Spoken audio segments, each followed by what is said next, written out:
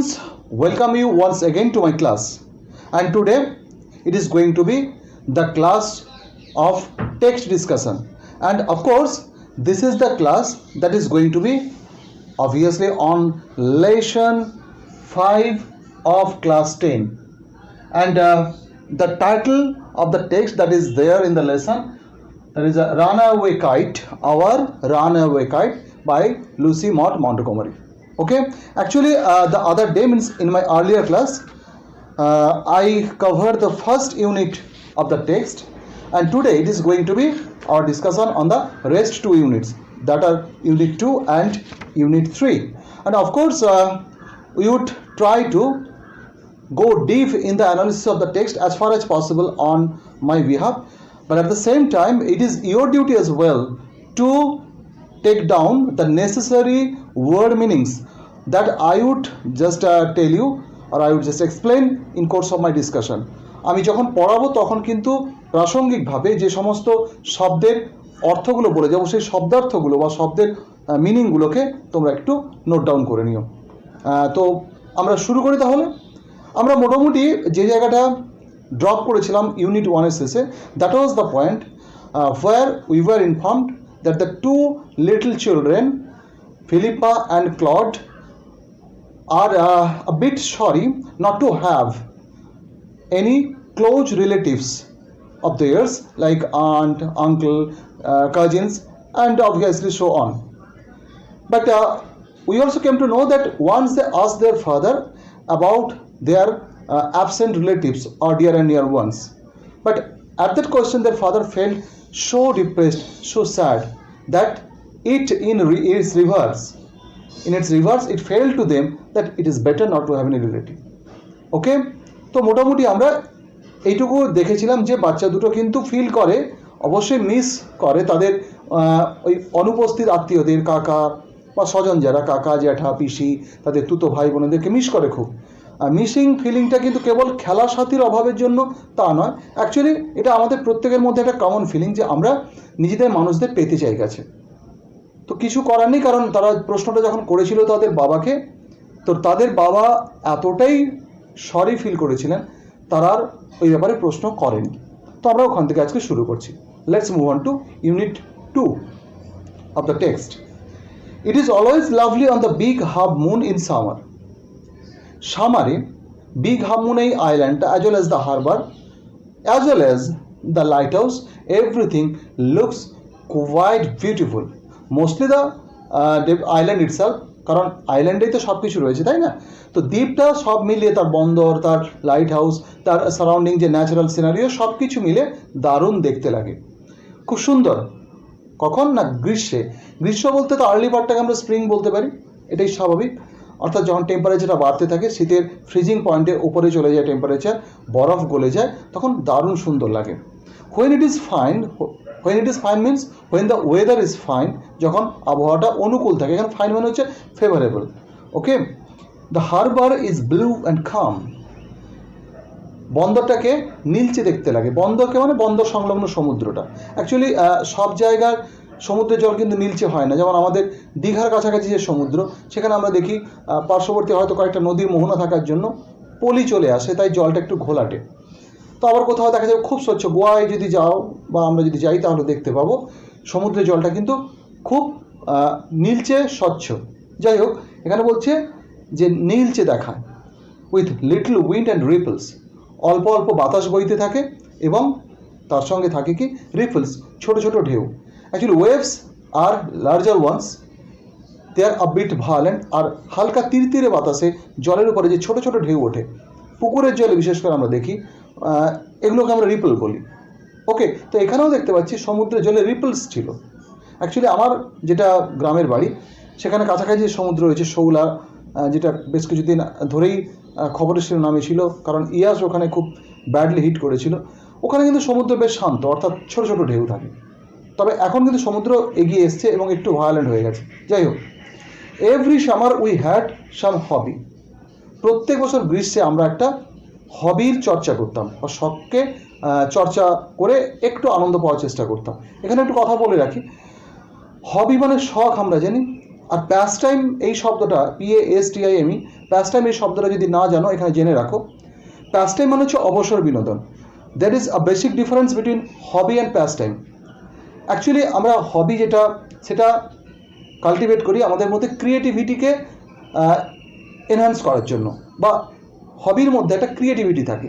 হবি বা প্যাস টাইম দুটোই এক ধরনের কাজ বোঝায়, যে কাজটা আমরা কিন্তু আমাদের শিডিউল্ড যে কাজ, জেনারেল যে মেইন কাজটা, তার বাইরে এক্সট্রা কিছু কাজ করি এবং সেই কাজটা করে আনন্দ পাই, স্যাটিসফ্যাকশান পাই।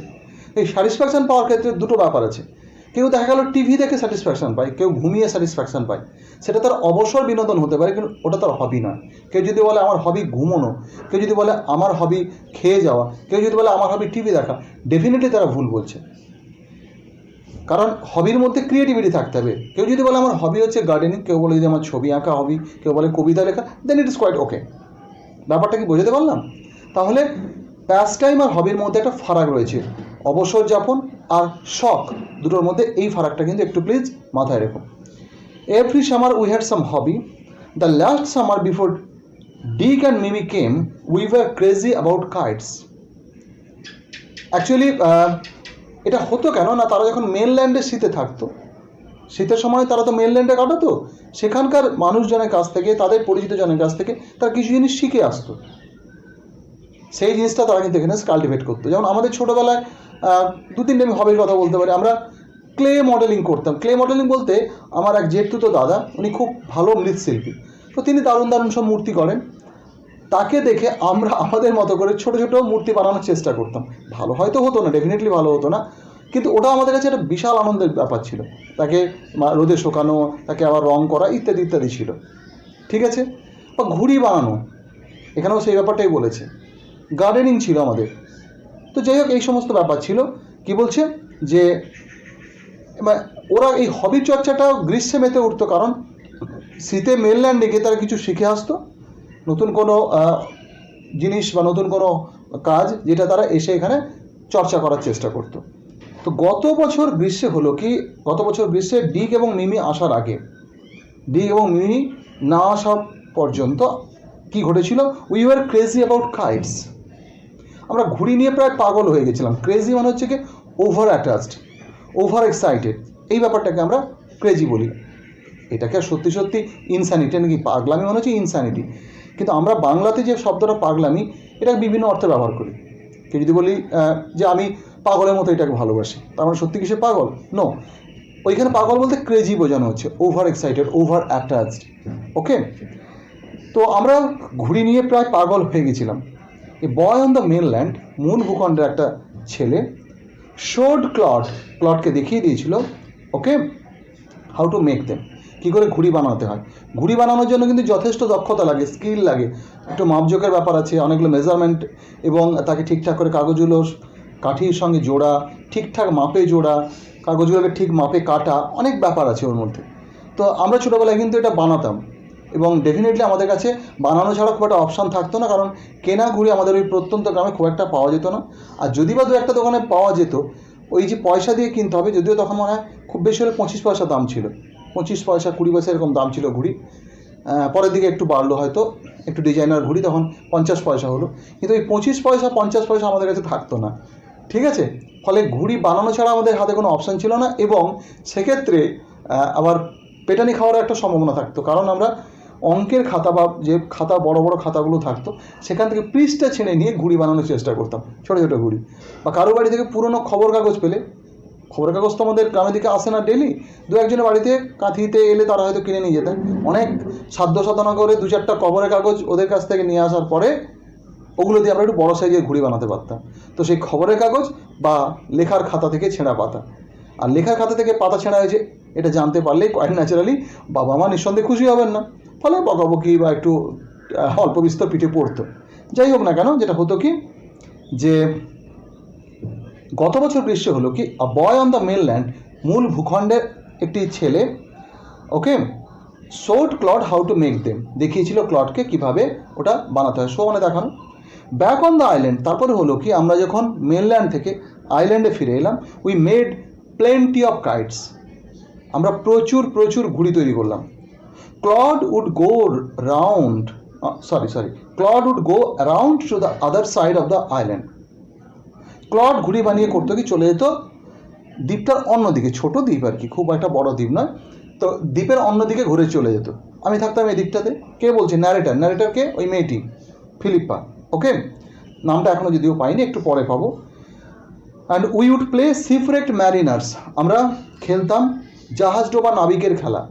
মানে কোথাও যদি শিপ রেকিং হয়, if the ships or boats get submerged, okay, lost inside the water of the sea, তখন কী হয়?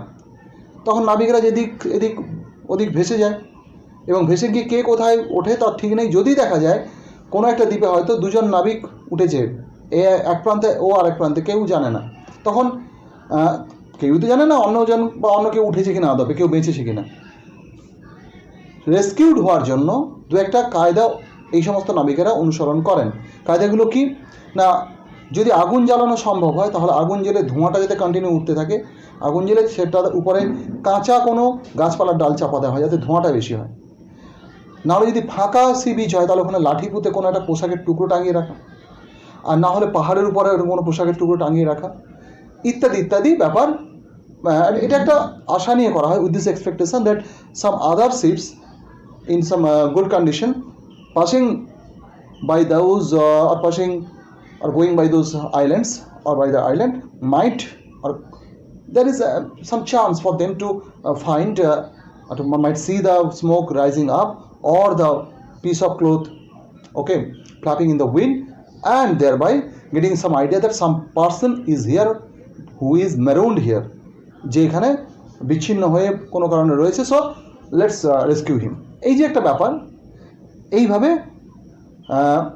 নিজেদের সিগন্যালিং দেওয়ার ব্যবস্থা হতো। ফলে এখানে হতো কি, এরা সেই ব্যাপারটাকে অন্যভাবে এখানে অ্যাপ্লাই করতো, যে দুজন নাবিক যারা সিপ্রেট, তারা উঠেছে দ্বীপের দু প্রান্তে, একে অপরকে সিগন্যাল দিচ্ছে ঘুড়ি দিয়ে। তো লজিক্যালি আমরা যদি প্রশ্ন তুলি যে তারা ঘুড়ি কোত্থেকে পেলো, সিপ্রেট হওয়ার পরে ঘুড়ি থাকে কী করে, তো এই ধরনের প্রশ্ন বাচ্চাদের খেলায় তুললে তো মহা মুশকিল। মুশকিলটা হচ্ছে আমরা বাচ্চাদের সঙ্গে মিশতে পারি না, কেন জানেন? বা কেন জানো তো? আমরা বড়দের জায়গা থেকে বাচ্চাদের সঙ্গে মিশতে যাই। বাচ্চাদের সঙ্গে মিশতে হলে বাচ্চা হয়ে যেতে হয়। মানে দুটো বাচ্চা দেখা যাবে তারা কাদামাটি নিয়ে রান্নাবাটি খেলছে, আমাদের বলি এই কী করছিস, কাদা মাখছিস কেন? ব্যাস, ও বাচ্চা যে আমাকে ভেবে নিল এই লোকটা বড়, ও আর কোনোদিন আমাকে তার খেলার সঙ্গে বলে ভাববে না। আমি যদি বলি ও কী রান্না করছিস রে, ভাত হয়েছে, ডাল হয়েছে, ওটা কী হয়েছে, আলু ভাজা, সে বলে বাহ, এই লোকটি হচ্ছে আসল লোক, যে আমার খেলাটা ঠিকঠাক বুঝেছে। ঠিক আছে, তো এটাই হচ্ছে way, this is the way to mix with the children. যাই হোক, ছোটোদের ওয়ার্ল্ড, ছোটোদের তাদের ফ্যান্টাসি নিয়ে পরিপূর্ণ, তাদের ইমাজিনেশনে পরিপূর্ণ, so we should feel it, otherwise it would be very difficult for us to mix freely, to be close to the children's hearts and minds. Okay, so Claude would go around to the other side of the island, and we would play shipwrecked mariners, signaling to each other with kites. একে অপরকে ঘুড়ি দিয়ে signal দিচ্ছে, এরকম একটা খেলা খেলতাম। We had a kite that was big. তো যেরকম বললাম না, আমরা ছোটো ঘুড়ি বানাতাম, বড় ঘুড়ি বানাতাম, তো এরাও একটা বড় ঘুড়ি বানিয়েছিল। কী দিয়ে? উইথ লাভলি রেড পেপার, সুন্দর লাল কাগজ দিয়ে। And we pasted gold tinsel stars all over it and had written our names full on it, Claude Leyte and Philippa Leyte, Big Half Moon Lighthouse. তো বড় একটা ঘুড়ি বানানো হয়েছে লাল কাগজ দিয়ে, এবং তার উপরে সমস্ত তারা আকৃতির চুমকি বসিয়ে দেওয়া হয়েছে। মানে চুমকি হচ্ছে ওই দেখবে চকচকে জিনিস পাওয়া যায় আর কি, ঠাকুরের যে মূর্তি বানানো হয় তার যখন মুকুট টুকুট লাগানো হয়, বা তাদের পোশাকে দেখা যাবে এরকম পাতলা পাত ছোটো ছোটো পাত বিভিন্ন ডিজাইনে কাটা রয়েছে, অ্যাকচুয়ালি ওগুলো বলে টিনজেল। তো টিনজেল স্টার্স ওকে বসানো ছিল ওর উপরে, and had written our names full on it, এবং আমাদের পুরো নামটা লেখা ছিল ওর উপরে, বা লিখে দিয়েছিলাম আমরা ক্লড লেটে অ্যান্ড ফিলিপ্পা লেটে। Not only the names, along with the names there was the address, ঠিকানাটাও ওর মধ্যে ছিল। One day there was a grand wind for kite flying. দারুণ বাতাস ছিল ঘুড়ি ওড়ানোর জন্য একদিন। এই দারুণ বাতাস ব্যাপারটা একটু বুঝতে হবে। দারুণ বাতাস মানে কিন্তু জোরালো বাতাস নয়, দমকা হাই করে বাতাস বয়ে যাচ্ছে ওই রকম নয়। ঘুড়ি ওড়ানোর জন্য আইডিয়াল বাতাস হতে হয়, খুব জোর নয় আবার খুব আস্তে নয়, তাহলে ঘুড়িটা ঠিকঠাক ওড়ে। তো সেরকম বাতাস সব দিন থাকে না, কখনো কখনো পাওয়া যায়, sometimes it is available. So that very day there was the grand wind for kite flying. I am not sure grand মানে আমি বলে দিই, গ্রেট আর গ্র্যান্ডের মধ্যে একটা ফারাক আছে। গ্রেট মানে দারুণ বা বিশাল বা মহান এরকম, আর গ্র্যান্ড মানে হচ্ছে জাঁকজমকপূর্ণ। তা গ্রেটের থেকে আর এক ধাপ উপরে যেন আমরা গ্র্যান্ড ফিস্ট বলি, গ্র্যান্ড ওপেনিং মানে বলি না গ্র্যান্ড ওপেনিং। গ্র্যান্ড মানে হচ্ছে জাঁকজমকপূর্ণ, পম্পাস, ফুল অফ পম্প। ওকে, তো এখানে ওই অর্থে বসেনি, এখানে হচ্ছে দারুণ, মোস্ট ফেভারেবল, কোয়াইট ফেভারেবল এই অর্থে বসছে। এখানে গ্র্যান্ড মানে favourable or quite favourable. I am not sure how it happened. একটা কিছু ঘটনা ঘটলো, কী ঘটনাটা আমরা দেখছি তারপরে। বলে আমি, ন্যারেটার বলছে, ফিলিপা বলছে, আমি নিশ্চিত নই কীভাবে এটা ঘটলো, but somehow as I was bringing, somehow কথাটা নেই, আমি জুড়লাম okay, but as I was bringing the kite from the house, বাড়ি থেকে যখন আমি ঘুড়িটা নিয়ে আসছিলাম, I tripped and fell over the rocks. আমার পা কোনো কারণে পিছলে গেল, ট্রিপ করে যাওয়া মানে অ্যাকচুয়ালি কোনো কারণে স্লিপ করে যাওয়া, all of a sudden, and fell over the rocks, পাথরের উপর পড়লাম। তো সি বিচে পাথর এলো থেকে। এখানে একটু বলে রাখি, আসলে আমরা বাঙালিরা, বিশেষ করে দক্ষিণবঙ্গের মানুষেরা দীঘা, শঙ্করপুর, তাজপুর, জুনপুর এগুলো দেখতে অভ্যস্ত। তো এখানে হয় কি না, সমুদ্রের যে স্থলভাগের সঙ্গে মিলনস্থলটা ওটা সমভূমি, প্লেনল্যান্ড। ফলে এখানে আমরা দেখি কি বালি বা তার উপরে একটু অন্য টাইপের পলি টাইপের মাটি এরকম দেখি। কিন্তু পৃথিবীর বহু জায়গাতেই রয়েছে সমুদ্র এসে মিশেছে পাথুরে জায়গায়, পাহাড়ের গোড়াতে এসে সমুদ্র মিশেছে, এরকম বহু জায়গা রয়েছে। ওকে, তো সেখানে যদি কোথাও কোনো বিচ থাকে, সেই বিচে কিন্তু নুড়ি বেশি থাকবে এবং মাঝে মধ্যেই পাথরের বড় টুকরো আমরা দেখতে পাবো, এরকম প্রচুর জায়গা আছে। তো I tripped and fell over the rocks, আমি পড়ে গেলাম এবং পড়লাম কোথায় না, পাথরের উপরে। পাটা আমার ট্রিপিং করে গেল। যেন পায়ে ট্রিপ করা মানে কি, আমরা ফুটবল খেলার সময় কারোর পায়ে পা জড়িয়ে দিই, এটাকে ট্রিপিং বলা হয়, ফেলে দেওয়ার উদ্দেশ্যে। এটা অনেক সময় বদমাইশি হয় ফুটবল খেলার মাঠে। তো এখানে যেন আমার পায়ে কেমন জড়িয়ে গেল, দিয়ে পড়ে গেলাম, স্লিপ করে যাওয়ার আগে পায়ে জড়িয়ে যাওয়ার ব্যাপারটা আসল। My elbow went clear through the kite. So whenever a person falls, quite naturally the body parts do not remain under control. তো আমাদের শরীরে যে অঙ্গ প্রত্যঙ্গ সেগুলো তো আর কন্ট্রোলে থাকবে না। ফলে হয়েছে একটা কোনোই ঘুড়ির মধ্য দিয়ে ঢুকে গেছে, মেকিং আ বিগ হোল। এবং যখন উঠে দেখলাম কি হয়েছে, ঘুড়ির মধ্যে একটা বড় গর্ত তৈরি হয়ে গেছে। We had to hurry to fix the kite if we wanted to send it up before the wind fail. তো ঘুড়িটা তো ছিঁড়ে গেলে এবার সারাতে হবে, কারণ ওই দিন যদি ওড়াতে হয়, ওই বাতাসটাকে যদি সত্যিকারে কাজে লাগাতে হয়, কারণ ওই রকম বাতাস তো প্রতিদিন আসবে না, আর বাচ্চাদের ঘুড়ি ওড়ানো আনন্দটাও প্রতিদিন সেভাবে পায় না ওরা। তো যদি আমাদেরকে ওই দিন বাতাসটা থাকতে থাকতে ঘুড়িটা ওড়াতে হয়, তাহলে কী করতে হবে, ওটাকে রিপেয়ার করতে হবে। তার জন্য আমাকে তাড়াহুড়ো করে কোনো একটা রিপেয়ারিং পেপার আনতে হবে, কমন সেন্স এটা বলছে। That is we have to হারি, আমাদেরকে তাড়াহুড়ো করতে হচ্ছিল টু ফিক্স দ্য কাইট, ঘুড়িটাকে সারানোর জন্য। ফিক্স মানে এখানে সারানো, repair. If we wanted to send it up before the wind fail, বাতাস পড়ে যাওয়ার আগে, অর্থাৎ বাতাস কমে যাওয়ার আগে যদি আমাদের ওটাকে সারাতে হয়, যদি ওটাকে ঠিকঠাক রেডি করতে হয়, তাহলে আমাদেরকে তাড়াহুড়ো করতে হবে। That was quite natural. We rushed into the lighthouse to get some paper. তো আমরা দৌড়ে গেলাম লাইট হাউসে, কারণ লাইট হাউসের সংলগ্ন ওদের একটা কোয়ার্টার ছিল, ঠিক আছে, ছোট্ট টাইপের ঘর, কিছু পেপার আনার জন্য। We know there was no more red paper. তবে এটা আমরা জানতাম যে ওখানে আর লাল কাগজ ছিল না। দে নিউ নয়, এটা কিন্তু ইডাব্লিউটা ইউজুয়ালি উচ্চারণ হয়। Okay, blew, B L E W, D R E W, drew, blew এগুলো নয়। তো we know there was no more red paper, আর লাল কাগজ নেই, এটা আমরা জানতাম, লাল কাগজ শেষ, যা ছিল ঘুড়ি বানানোতে খরচ হয়ে গেছে। We took the first thing that came handy. তো প্রথম যে জিনিসটা দেখলাম, ঠিক আছে, যেটা মোটামুটি কাজে লাগবে, হ্যান্ডি মানে কার্য উপযোগী, fit to be used. Okay, সেটাকে আমরা নিয়ে এলাম। সেটা কী ছিল? An old letter lying on the bookcase in the sitting room. আমাদের যে ছোট্ট একটা বসার ঘর, তার একটা এক কোণে বা একটা সাইডে বুক কেস ছিল, তার মাথায় দেখলাম একটা পুরনো চিঠি পড়ে আছে, এবং চিঠিটার কাগজ যে সাইজটা, সেটা কাজে লেগে যাবে। Okay, we patch the kite up with the letter, এবং ওই চিঠিটাকে দিয়ে করলাম কি, ঘুড়ির ওই যে ছেঁড়া জায়গাটাকে তাপ্পি দিয়ে দিলাম। তাপ্পি মানে কি, ছেঁড়া জায়গাকে যখন অন্য কোনো সেম মেটেরিয়ালের টুকরো দিয়ে আমরা সারানোর চেষ্টা করি, তাকে আমরা বলি তাপ্পি দেওয়া, প্যাচিং করা। তো we patch the kite up with the letter, a sheet on each side. কাগজটাকে দু টুকরো করে, এক টুকরো এপাশে ছাঁটালাম, এক টুকরো ওপাশে, ভালো করে আঠা দিয়ে বসালাম, and dried it by the fire. রোদে শুকোতে গেলে সময় লাগবে, তাহলে একটু আগুন জ্বেলে নিয়ে, কোনোভাবে হয়তো আগুন জ্বেলেছে, সেটাকে একটু শুকিয়ে নিলাম। We started out and up went the kite like a bird. তারপরে আবার কাজ শুরু করলাম। কী কাজ? The task of flying the kite. এবং ঘুরিয়ে এবার করলো কি? পাখির মতো আকাশে উড়ে গেল। The wind was glorious and it শোর। ওই দিন বাতাসটা সত্যিই দারুণ ছিল। এখানে গ্লোরিয়াস মানে মহিমান্বিত নয়, অ্যাকচুয়ালি গ্লোরিয়াস কথা মানে হচ্ছে মহিমান্বিত, ওকে, গ্ল্যামারাস। এখানে গ্লোরিয়াস কথা মানে হচ্ছে that was A fine wind and it শোর। ঘুড়িটা উঠতেই থাকলো, উঠতেই থাকলো, উঠতেই থাকলো। অল এট ওয়ান্স, বেশ চলছিল, হঠাৎ স্ন্যাপ, কচাত করে একটা শব্দ। ওকে, কি হলো?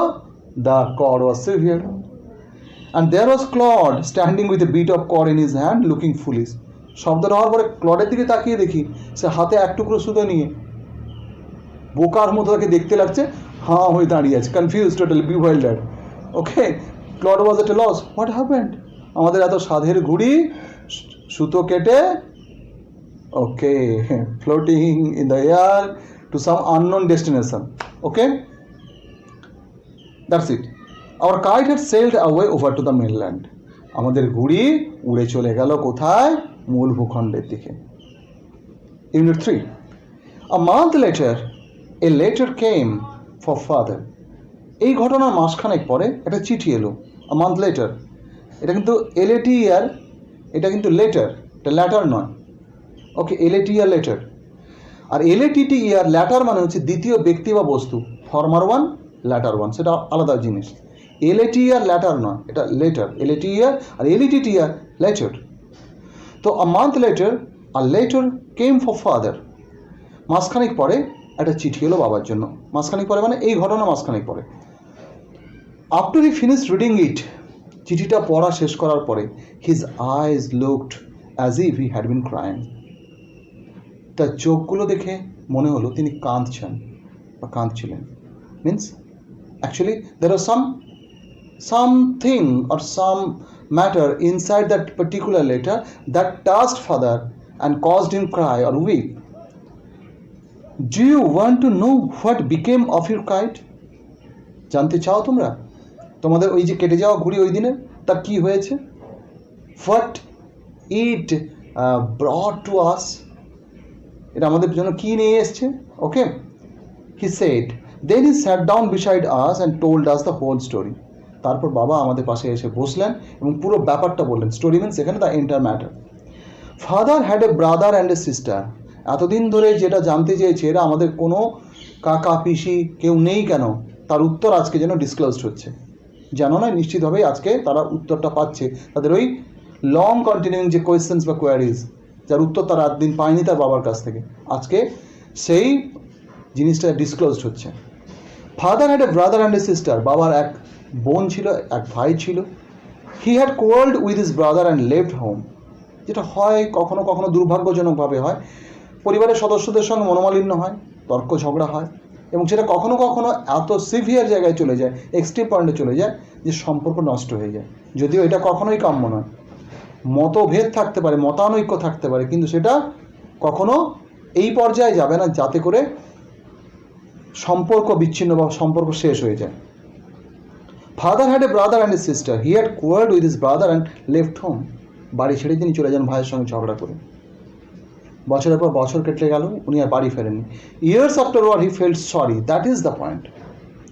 বেশ কয়েক বছর পরে তিনি দুঃখিত হলেন। কেন? He felt repentance, he could understand his own mistake. তিনি বুঝেছিলেন যে ভুলটা তারই ছিল এবং তিনি অনুতপ্ত হয়েছিলেন। ক্রিশ্চিয়ানিটিতে বলা হয়েছে, খ্রিস্টান ধর্মে বলা হয়েছে, no sin is unpardonable if the sinner is really repentant. কোনো পাপই ক্ষমার অযোগ্য নয় যদি পাপী সত্যিকারের অনুতপ্ত হয়। আমি অত বড় করে বলবো না, আমি এইটুকুই বলতে চাইবো যে সরি, এই ফিলিংটা খুব জরুরি আমাদের। এবং যখনই আমরা ফিল করবো এটা যে আমার ভুল হয়েছে, আসলে এটা খুব রেয়ার ক্ষেত্রে ঘটে আমাদের সঙ্গে, কারণ আমরা সবসময় নিজেকে জাস্টিফাই করতেই অভ্যস্ত। আমরা সবসময় এটা প্রমাণ করতে উদ্গ্রীব থাকি যে আমিই ঠিক, কিন্তু তা তো নয়। আমরা বহু ক্ষেত্রেই ভুলভাল করতে পারি, এটা স্বাভাবিক। টু এর ইজ হিউম্যান, মানুষ মাত্রই ভুল করে। তা যখন আমরা ভুলটা বুঝতে পারবো, যদি বুঝতে পারি, কেন আমরা এঁড়ে তর্ক করব? তেড়ে গিয়ে এঁড়ে তর্ক করার কোনো দরকার নেই, তাই না? তো সরি বলাটাই সবচেয়ে জরুরি কাজ। এবং আমরা ভাবি কি সরি বললে মানুষ মনে হয় ছোটো হয়ে গেল, তা কিন্তু মোটেও নয়। আমি এর আগের দিনও বলেছিলাম, আজও বলছি, সরি মানুষকে মহান করে। সরি মানুষকে অনেক মানসিকভাবে শক্তিশালী ব্যক্তি বলে প্রমাণ করে। কারণ সরি বলতে গেলে যে মানসিক জোর দরকার, সেটা কিন্তু একটা special layer of the mental strength. তো he felt sorry and when he went back, যখন তিনি ফিরে গেলেন ভাইকে সরি বলতে একটা রিউনিয়নের জন্য, গিয়ে দেখলেন কি, to his utter dismay and heartbreak he found that his brother had died. ভাই মারা গেছেন। এবারে ভাবার চেষ্টা করো, দাদার মনে যে বিশাল ভারটা বাকি সারা জীবন চেপে থাকবে, ভাইকে সরি বলা হলো না, সে কি বিভৎস ভার, ঠিক আছে। And he could not find his sister, এই যে ভয়ানক একটা অনুতাপের ভার সারা জীবন বইতে হবে, যেটা শেয়ার করা হলো না। এবং বোনকেও আর খুঁজে পেল না। ভাই বোন দুজনেই যেন তার জীবন থেকে কর্পূরের মতো উবে গেল। তাহলে সময় থাকতে সরি ফিল করা এবং সময় থাকতে সরি বলাটা খুব জরুরি আমাদের জীবনে। সরি এবং সেটা সময় থাকতে সরি ফিল করা খুব খুব জরুরি, মানে খুব জরুরি এই কাজটা। যদি সত্যি আমার ভুল থেকে থাকে, সেটা যদি বুঝতে পারি আমি, যতটা early, the earlier we feel it and quite naturally we apologise to the person to whom I made the mistake, the better.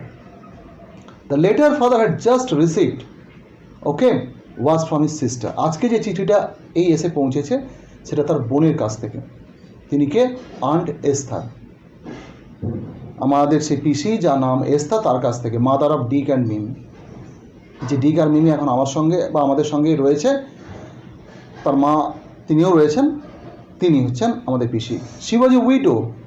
তাহলে আমরা এটা গেস করে নিতে পারি, ইনি বাড়ি ছেড়ে চলে আসার পরে তার বিয়ে হয়ে গেছিলো। বিয়ে হওয়ার পরে আরও বেশ কিছু ঘটনা ঘটেছে, ছেলে মেয়ে হয়েছে, হাজব্যান্ড কিন্তু মারা গেছেন ইন দ্য মিন হোয়াইল। তাহলে অনেক সমস্ত টলমাটল অবস্থা গেছে, ভাই মারা গেছে, ভাই তো পৃথিবী থেকেই চলে গেল, বোনের বিয়ে হয়েছিল, তার হাজব্যান্ড মারা গেছেন। ফলে C was in distressed condition with the 2 little children, দুটো বাচ্চাকে, ছোটো বাচ্চাকে নিয়ে খুব খারাপ অবস্থায় রয়েছেন। তিনি বাস করতেন কোথায়? Who lived hundreds of miles inland, মূল ভূখণ্ডের ভেতরের দিকে বেশ কয়েকশো কিলোমিটার পেরিয়ে গিয়ে। One day when Dick and Mimi were out in the woods, যখন একদিন ডিক এবং মিমি কাছাকাছি কোনো একটা জঙ্গল আছে, জঙ্গলে গিয়েছিল। তবে এই হান্ড্রেডস অফ মাইলস কথাটা আমাদের কাছে একটু খটোমটো লাগবে, কারণ একটা ঘুড়ি উড়তে উড়তে, মানে কেটে যাওয়া ঘুড়ি, সে কয়েকশো কিলোমিটার চলে গেছে, এটা আমাদের পক্ষে একটু বিশ্বাস করা কঠিন। মানে এখানে যদিও আমাদের কথার ঢঙ্গে আমরা হামেশা এক্সাজারেশন বা হাইপারবোল ব্যবহার করি, মানে অতিরঞ্জন। হাইপারবোল মানে অতিরঞ্জিত কথাবার্তার ধরনকে আমরা হাইপারবোল বলি। তো যাই হোক, এখানে বলছে বেশ কয়েকশো কিলোমিটার যেন ভেতরে চলে গেছিল। ওয়ান ডে হোয়েন, চলে গেছিলো, ভুল বললাম, মানে বাস করতেন উনি। এবং একদিন কাছাকাছি একটা জঙ্গল ছিল, সেই জঙ্গলে ডিক এবং মিমি কোনো কারণে গিয়েছিল। They went into the jungle and there they discover the kite on the top of a tree. তারা ওখানে একটা গাছের মগডালে ঘুড়িটাকে দেখতে পায় অ্যান্ড ক্যারিড ইট হোম। যেটা আমি প্রথম ক্লাসেই বলেছিলাম, যে নিজে ঘুড়ি বানিয়ে ওড়ানোটা যতটা আনন্দের, তার থেকে অনেক বেশি আনন্দের হচ্ছে অন্যের কেটে যাওয়া ঘুড়ি কালেক্ট করে সেটাকে ওড়ানো। এটা প্রত্যেকটা বাচ্চার একটা কমন ব্যাপার আর কি। সেটাকে তারা বাড়ি নিয়ে এসেছিলো। When their mother saw the kite patched with the letter, এবং তাদের মা অর্থাৎ আন্ট এস্থার যখন ওই ঘুড়িটাকে দেখলেন যে এটা চেটানো রয়েছে, তাপ্পি মারা রয়েছে একটা চিঠি দিয়ে, এবং চিঠিটা যখন পড়লেন তিনি, সি টার্ন পেল, তিনি যেন বিবর্ণ হয়ে গেলেন। Means some gust of emotion, some sadness simply overpower her, তাকে যেন একদম বিবশ করে দিল।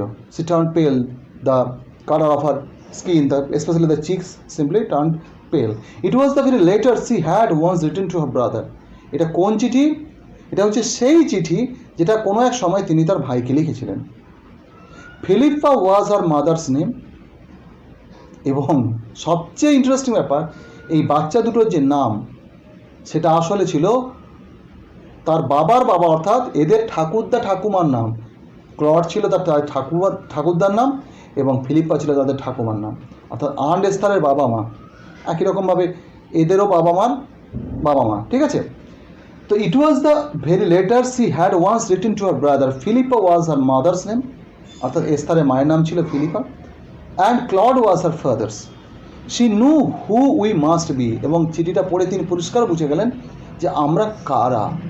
লেটে পদবী, সঙ্গে Claude Philippa, Big Half Moon, সব মিলিয়ে তিনি বুঝে গেলেন যে আমরা হচ্ছে তার ভাইয়ের ছেলে মেয়ে। ওকে, এবং সেখানে একটা অ্যাড্রেস পেয়ে গেছেন, সংক্ষিপ্ত হলেও মোটামুটি অ্যাড্রেসটা পাওয়া গেছে। So she sat down and wrote to Big Half Moon and father receive the letter. তাই তিনি আর দেরি না করে বিগ হাফ মুন আইল্যান্ডের উদ্দেশ্যে চিঠি লিখলেন, এবং সেই চিঠিটা আজকে বাবা পেয়েছেন। পরের ব্যাপারটা সংক্ষিপ্ত বাট ভেরি হ্যাপি এন্ডিং। এদের এতদিনের কষ্টের দুঃখের জীবনে, স্বজনহীন জীবনে এবারে কিন্তু একটা পজিটিভ টার্ন আসতে চলেছে। কি positive turn? Next day father went and brought aunt Esther, Dick and Mimi with him. ভাই আর একটুও দেরি করেনি, অর্থাৎ দাদা হিসাবে তিনি পরের দিনই বেরিয়ে গেছিলেন আন্ট এস্থারের বাড়িতে, এবং ডিক ও মিমিকে সঙ্গে নিয়ে, বোনকে নিয়ে, ভাগনা ভাগ্নি সহ সবাইকে তার বাড়িতে নিয়ে এসছেন। They have been there ever since. তবে থেকে তারা কিন্তু আমাদের এখানেই রয়ে গেছেন। অর্থাৎ এদের যে 3 জনের ফ্যামিলি এখন 6 জনের, এবং এদের বাড়িতে একজন মাদার ফিগারের অভাব ছিল। পিসি এসে সেই জায়গাটা দারুণভাবে ভরিয়ে দিলেন, এবং এদের জীবনে যে অভাবটা ছিল, প্লেমেটস, কাজিনস, তারা সেটাও পেয়ে গেল। Aunt Esther is a dear. Dear এই কথাটা আমাদের কাছে হয়তো একটু খটামট লাগতে পারে, কিন্তু এখানে ডিয়ার বলতে ডিয়ার পার্সন। পিসি এস্থার তো দারুণ মানুষ, এবং Dick and Mimi are too jolly for words. এবং ডিক আর মিমিও এতটাই তারা জলি, এতটাই প্রাণবন্ধ যে কথায় প্রকাশ করা যাবে না। But the best part of it all is that we have relations now. সবচেয়ে যেটা গুরুত্বপূর্ণ বিষয় সেটা হচ্ছে আমাদের এখন আত্মীয়রা রয়েছেন, স্বজনরা রয়েছেন, যেটা আমরা এতদিন পাইনি।